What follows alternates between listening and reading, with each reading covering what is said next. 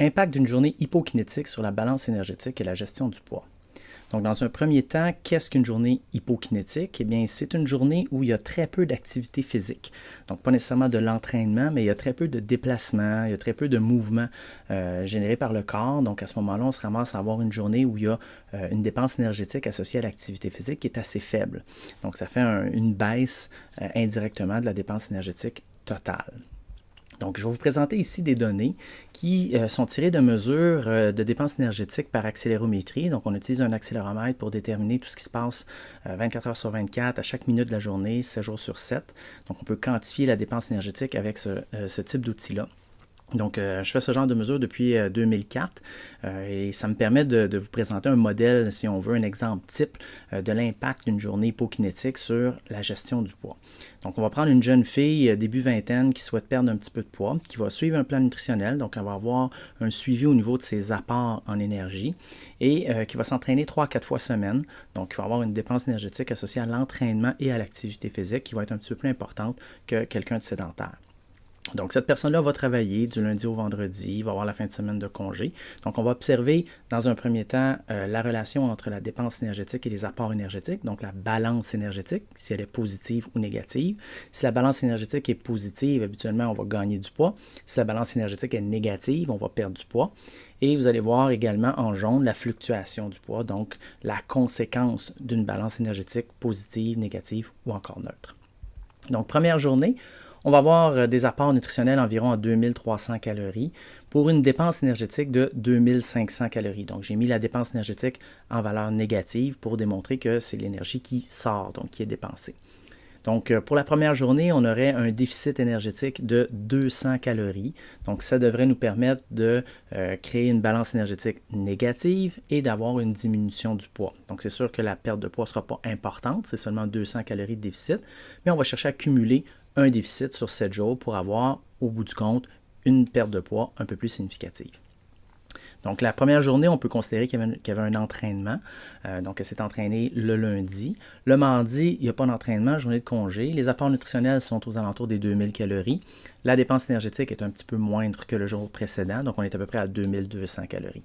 Donc, ici, la dépense énergétique, c'est la dépense énergétique totale. Donc, le métabolisme de repos, la thermogénèse alimentaire et l'activité physique.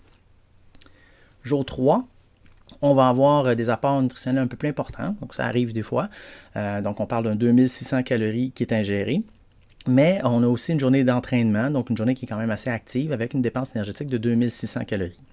Donc ça n'affecte pas la fluctuation de poids, la balance énergétique étant neutre. Donc à ce moment-là, on voit la ligne jaune qui se stabilise, donc pas de dommage. On devrait toujours avoir une perte de poids si la tendance se maintient au fil de la semaine. Ensuite, on a jour 4, donc notre jeudi, les apports à 2000 calories et une dépense énergétique à 2200. Donc, on vient ajouter au déficit avec un 200 calories de plus. Donc, à ce moment-là, on réussit à faire baisser le poids. Donc, on peut voir la ligne jaune qui s'en va encore une fois vers le bas dans la direction qu'on veut lorsqu'on veut perdre du poids. Ensuite, notre vendredi, des apports nutritionnels à peu près à 2300 calories, une dépense énergétique à 2500, donc une autre journée d'entraînement. À ce moment-là, on continue à accumuler un déficit énergétique, donc on peut voir la ligne jaune qui continue à diminuer.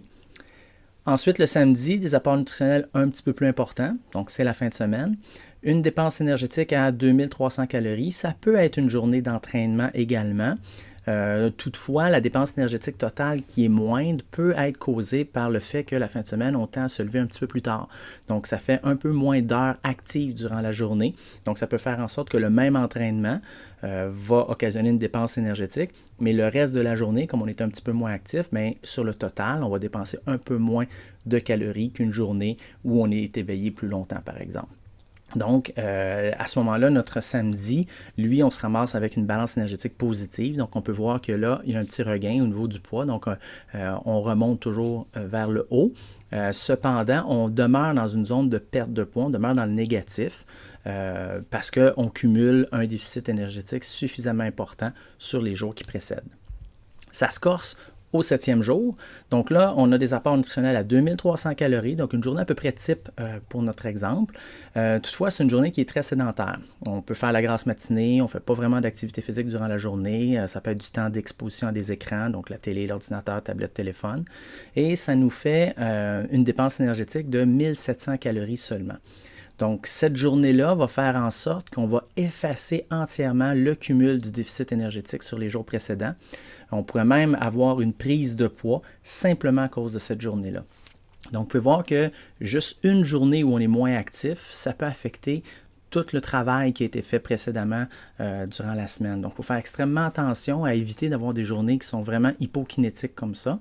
Ça ne veut pas dire d'ajouter un entraînement cette journée-là. Ce qu'on cherche à faire, c'est plutôt être actif, bouger avec des activités physiques d'intensité faible à modérée. Donc, de la marche, du magasinage, des tâches ménagères. Donc, des activités comme ça parce que le corps se déplace par ses propres moyens, mais pas avec une intensité suffisamment élevée pour générer de la fatigue. Pourquoi? Bien, si on ajoute une intensité qui est trop importante, à ce moment-là, il va falloir considérer des besoins en récupération plus importants. Donc, c'est possible qu'au fil de la semaine, si on fait trop d'activités physiques intenses, on n'arrive pas à récupérer et à ce moment-là, on ne sera pas capable de maintenir une dépense énergétique suffisamment importante pour créer un déficit. Également, si on est en restriction calorique, la récupération est un peu plus difficile. Donc à ce moment-là, ça peut être plus judicieux de chercher à faire des activités physiques d'intensité faible à modérée plutôt que d'ajouter une activité physique intense lors d'une journée qui est hypokinétique. Dernier point, la journée hypokinétique, bien souvent, elle passe inaperçue. Donc, les gens n'ont pas l'impression que cette journée-là était si peu active que ça. Ils ont l'impression qu'ils ont bougé un peu moins, mais jamais de l'ordre de 3, 4, 5, 600 calories de moins que leur moyenne. Donc, cette perception erronée-là va faire en sorte que quand on va faire un bilan du processus de perte de poids, puis qu'on réalise qu'on n'a pas perdu de poids, ça ne nous sautera pas comme première hypothèse que c'est à cause de mon dimanche que je ne bouge pas assez. On va tomber bien souvent dans des hypothèses un peu plus irrationnelles ou dont on n'a aucune idée, aucune mesure.